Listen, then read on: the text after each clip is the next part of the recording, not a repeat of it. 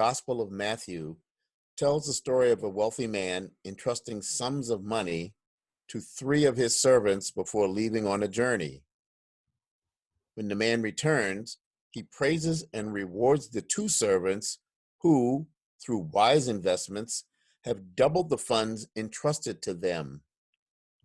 A third servant who, acting in fear, hid the money entrusted to him and receives no reward. The divine faculty of faith that is part of my spiritual inheritance is more valuable than money. I'm going to read that line again. The divine faculty of faith that is part of my spiritual inheritance is more valuable than money. I invest my faith wisely by believing and trusting that possibilities for good are present, even where good has not yet manifested, and I act on that belief. My positively directed faith brings rich rewards in higher consciousness. In the scripture, you have been trustworthy in few things. I will put you in charge of many things. Enter into the joy of your master. From Matthew chapter 25, verse 21. And so it is. Thank you. Reverend Carlos. And so it is. I'm so glad that you read the Daily Word for us, Bob. I love the resonance of your voice, and I love feeling that you feel what you're reading. And you are connected to the ministry of that daily word, and also connected to the spiritual scriptures that we are given.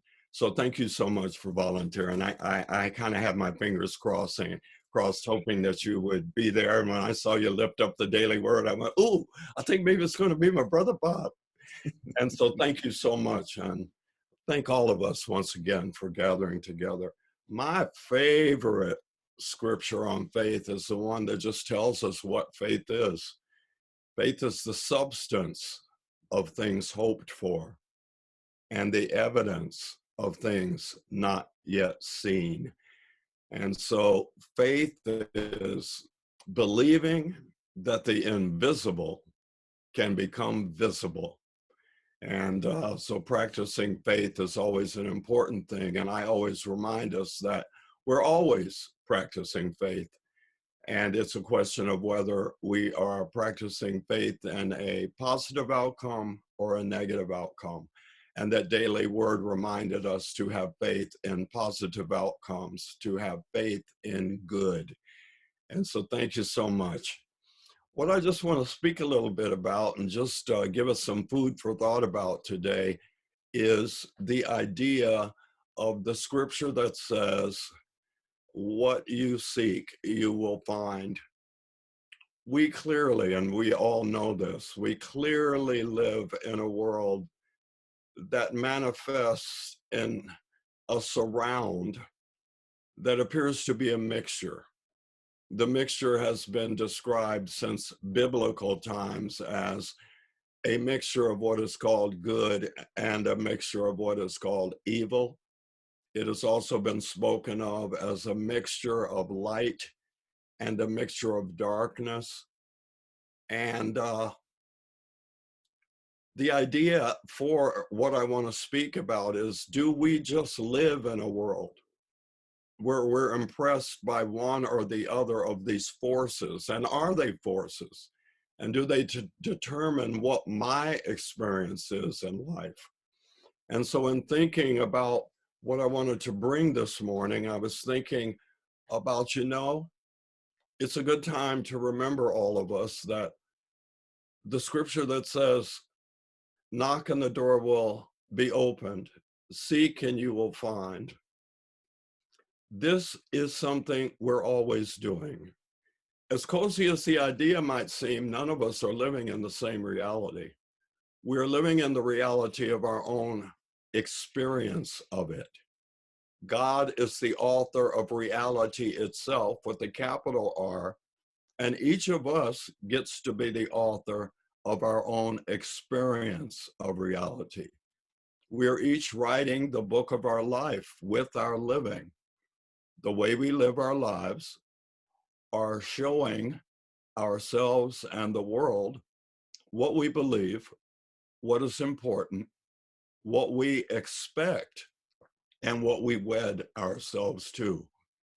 Once again, as cozy as the idea might seem, none of us are living in the same reality. Each of us is living in the reality of our own consciousness, our own experience of reality. So the author of life has allowed me to be the author of the book of my life experience. So the question for us is, if we find what we seek, what are you seeking? What are you looking for? Because whatever you look for in the world, you will find, you will surely find. One thing that we have been instructed by spiritual teachers since forever is that one thing we want to find in the world of our surround is we want to find evidence that we are right about the way things are. We want to find evidence in life that we are right about our take on life. If we think that life is drudgery, if we think that life is a scary thing, if we think that life is fearful, if we think that life is a field of limited access, that's what we will find. Jesus said, when questioned, how can you be so happy and be experiencing this experience of peace and love and joy and harmony? You seem like you're blissed out in the midst of chaos. I don't get it.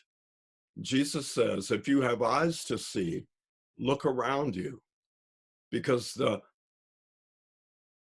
kingdom, queendom, moredom, alldom of heaven is everywhere to be seen. The people didn't get it. How can you see only the kingdom of heaven everywhere when there's so much chaos? There is so much inequity. There is so much viciousness. There is so much killing. There is so much enslaving. This is what we see when we look at the world. Say it again so that we get it. What is it that you see? And Jesus says, what I see is the kingdom of heaven shining around me everywhere. I don't believe it's because Jesus was wearing rose-colored glasses and not seeing the shadow and not seeing the darkness. I think that what he was doing is recognizing, if God is light and I am light, then the shadow must be here, must be in appearance to serve one purpose. That purpose being as a background for light display. The darker the sky, the brighter the stars. And so, yes, we can notice the shadows. We can notice the darkness. But as I spoke briefly the last time we spoke, we are not to be fooled by it. We are not to be taken over by it. We are simply here to have an opportunity to go, I can do something to eliminate the shadow.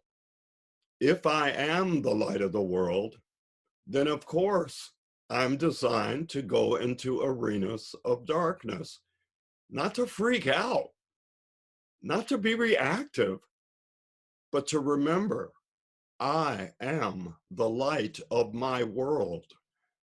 And when I'm in the midst of a shadow experience, it's an opportunity for me to turn up that light brighter If it is to be, it is up to me.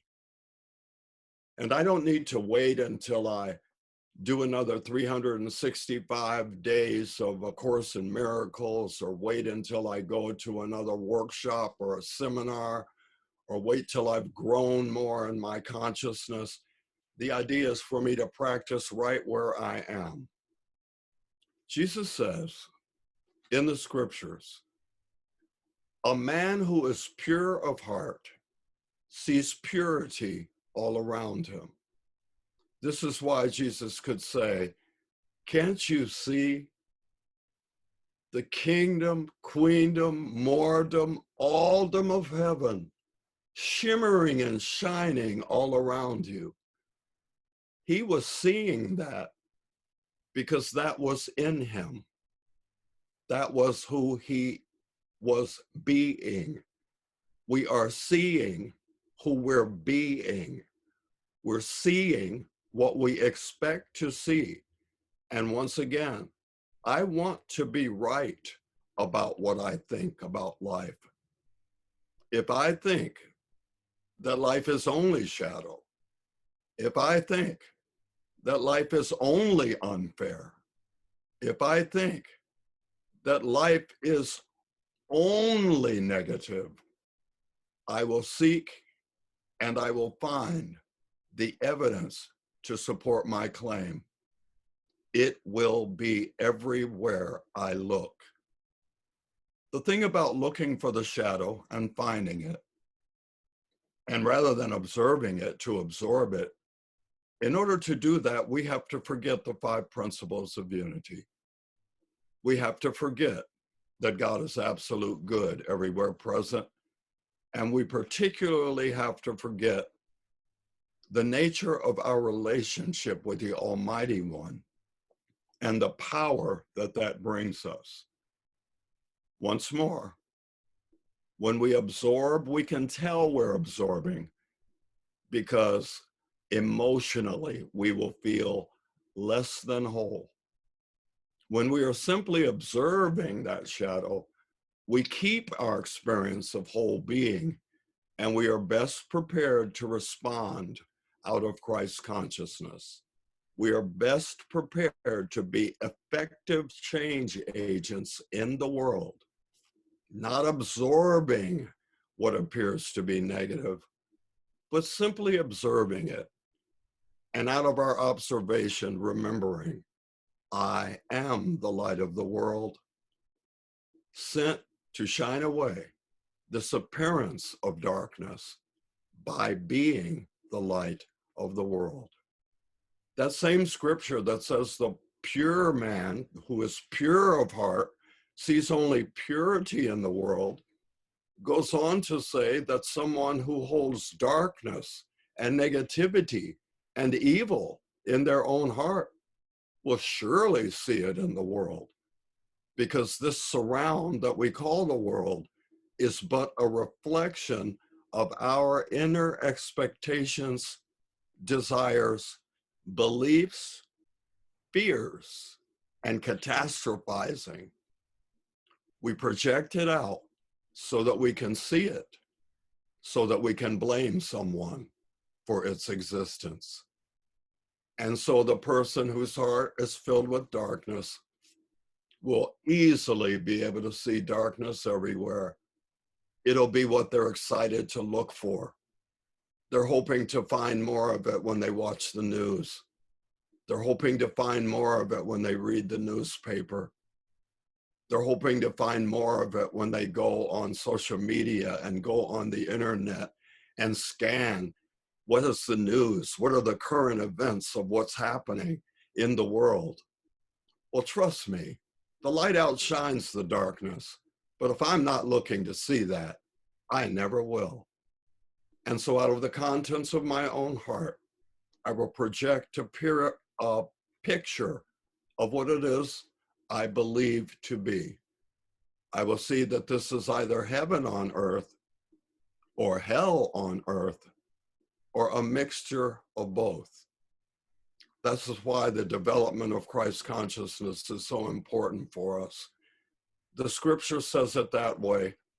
Out of the contents of purity, one sees purity. Out of the contents of darkness, one sees darkness.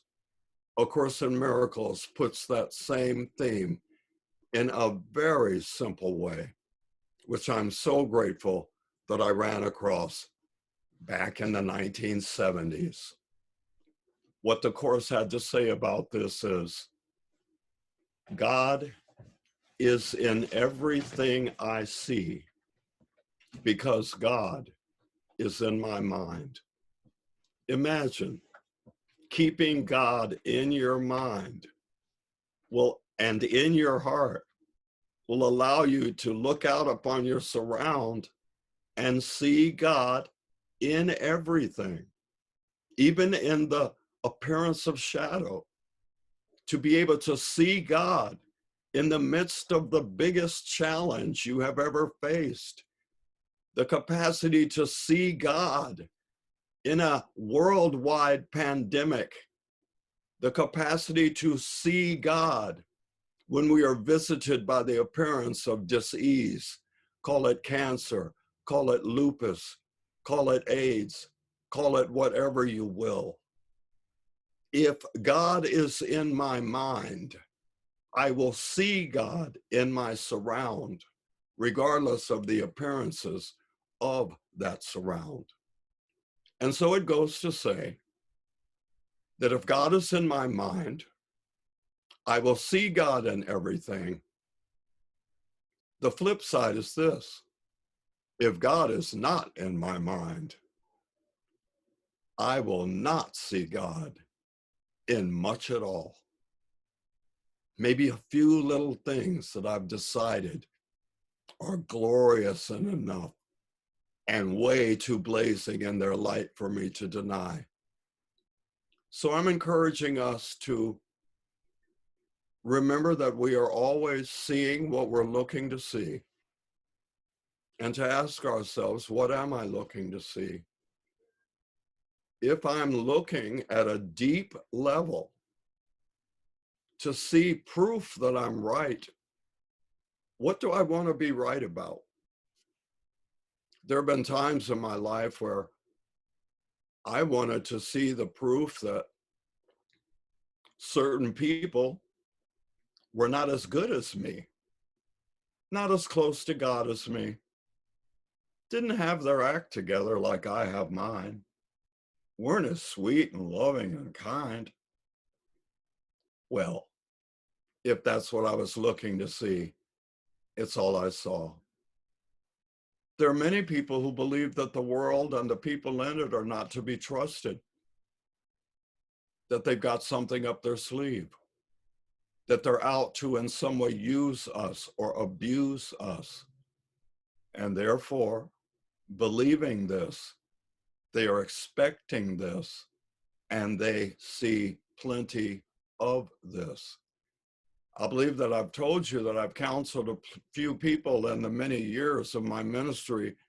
I've counseled people who were wondering why God had not sent them their significant other. They had been praying and visualizing and doing mantras and mudras and doing treasure mapping to get their significant other. And then when I start questioning them and counseling about their past experiences, well, you're waiting for the perfect man to show up.